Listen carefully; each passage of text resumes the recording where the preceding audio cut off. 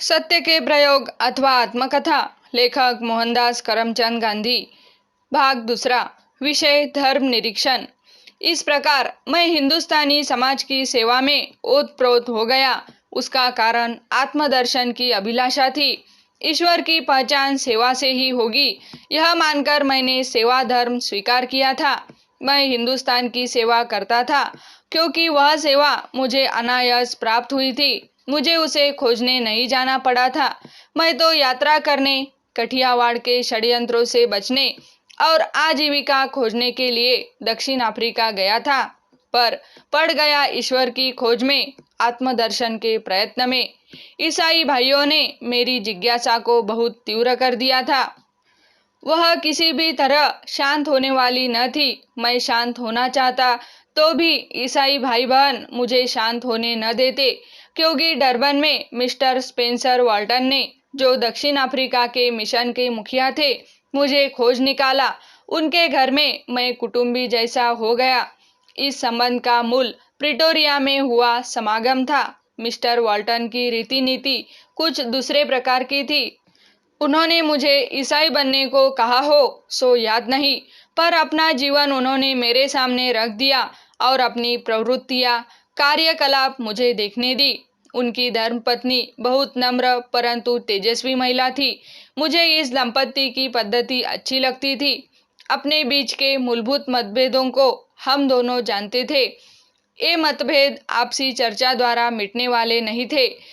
जहाँ उदारता, सहिष्णुता और सत्य होता है, वहाँ मतभेद भी लाभदायक सिद्ध होते हैं। मुझे इस युगल की नम्रता, उद्यमशीलता और कार्यपरायणता प्रिय थी, इसलिए समय समय पर मिलते रहते थे। इस संबंध ने मुझे जागृत रखा। धार्मिक पुस्तकों के अध्ययन के लिए जो फुर्सत थी अब असंभव थी, पर जो थोड़ा समय बचता उसका उपयोग मैं वैसे अध्ययन में करता था। मेरा पत्र व्यवहार जारी था। रायचंद भाई मेरा मार्गदर्शन कर रहे थे। किसी मित्र ने मुझे नर्मदा शंकर की धर्म विचार पुस्तक भेजी। उसकी प्रस्तावना मेरे सहायक सिद्ध हुई। मैंने नर्मदा शंकर के विलासी जीवन की बातें सुनी थी। प्रस्तावना में उनके जीवन में हुए परिवर्तनों का वर्णन था। उसने मुझे आकर्षित किया और इस कारण उस पुस्तक के प्रति मेरे मन में आदर उत्पन्न हुआ। मैं उसे ध्यानपूर्वक पढ़ गया। माइन्स मुलर की हिंदुस्तान क्या सिखाता है पुस्तक मैंने बड़ी दिलचस्पी के साथ पढ़ी। थियोसॉफिकल सोसाइटी द्वारा प्रकाशित उपनिषदों का भाषांतर पढ़ा। इससे हिंदू धर्म के प्रति आदर बढ़ा। उसकी खूबियाँ मैं समझने लगा, पर दूसरे धर्मों के प्रति मेरे मन में अनादर उत्पन्न नहीं हुआ।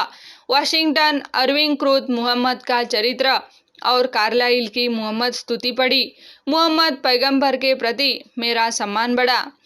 जरथुस्त के वचन नामक पुस्तक भी मैंने पढ़ी। इस प्रकार मैंने भिन्न भिन्न संप्रदायों का थोड़ा बहुत ज्ञान प्राप्त किया। मेरा आत्मनिरीक्षण बढ़ा। जो पढ़ा और पसंद किया उसे आचरण में लाने की आदत पक्की हुई। अतएव हिंदू धर्म से सूचित प्राणायाम संबंधी कुछ क्रियाएं जितनी पुस्तक की मदद से समझ सका उतनी मैंने शुरू की, पर वे मुझे संधि नहीं। मैं उनमें आगे न बढ़ सका। सोचा था कि वापस हिंदुस्तान जाने पर उनका अभ्यास किसी शिक्षक की देखरेख में करूँगा, पर यह विचार कभी पूरा नहीं हो सका। टॉलस्टॉय की पुस्तकों का अध्ययन मैंने बढ़ा लिया। उनकी gospels in brief, what to do आदि पुस्तकों ने मेरे मन में गहरी छाप डाली। विश्व प्रेम मनुष्य को कहाँ तक ले जा सकता है, इसे मैं अधिकाधिक समझने लगा। इसी समय एक दूसरे ईसाई कुटुंब के साथ मेरा संबंध जुड़ा। उसकी इच्छा से मैं हर रविवार को वेरिलियन गिरजे में जाया करता था। अक्सर हर रविवार की शाम को मुझे उनके घर भोजन भी करना पड़ता था। वेरिलियन गिरजे का मुझ पर अच्छा असर नहीं पड़ा। वहाँ जो प्रवचन होते थे वे मुझे शुष्क जान पड़े। प्रेक्षकों में भक्तिभाव के दर्शन नहीं हुए। यह 11 बजे का समाज मुझे भक्तों का नहीं बल्कि दिल बहलाने और कुछ रिवाज पालने के लिए आए हुए संसारी जीवों का समाज जान पड़ा। कभी कभी तो इस सभा में मुझे बरबस नींद के झोंके आ जाते। इससे मैं शर्माता, पर अपने आसपास भी किसी को ऊँधते देखता तो मेरी शर्म कुछ कम हो जाती। अपनी यह स्थिति मुझे अच्छी नहीं लगी। आखिर मैंने इस गिरजे में जाना छोड़ दिया। मैं जिस परिवार में हर रविवार को जाता था, कहना होगा कि वहाँ से मुझे छुट्टी मिल ही गई। घर की मालकिन भोली परंतु संकुचित मन की मालूम हुई। हर बार उनके साथ कुछ न कुछ धर्म चर्चा तो होती ही रहती थी। उन दिनों मैं घर पर लाइट ऑफ एशिया पढ़ रहा था। एक दिन हम ईसा और बुद्ध के जीवन की तुलना करने लगे। मैंने कहा, गौतम की दया देखिए, वह मनुष्य जाति को लांघकर दूसरे प्राणियों तक पहुंच गई थी।